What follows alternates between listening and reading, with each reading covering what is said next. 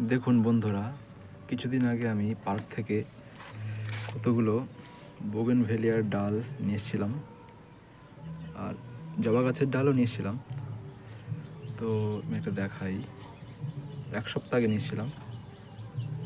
মনে হচ্ছে শিকড় বেরোচ্ছে।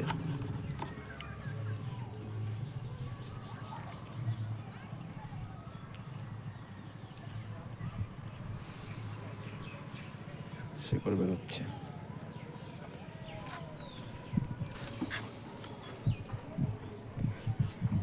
এবং বোগেনভেলিয়াতেও হয়তো শিকড় বেরোবে, তেমন ইঙ্গিত পাওয়া যাচ্ছে।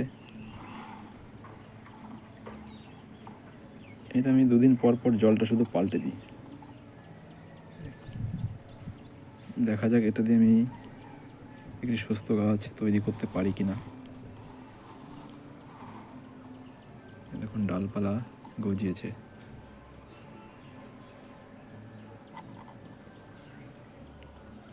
ওকে, পরবর্তী আপডেট থেকে পেতে চ্যানেলের সঙ্গে যুক্ত থাকবেন। আমি দেখাবো পরবর্তী ভিডিওতে। Okay, thank you, tata, bye by.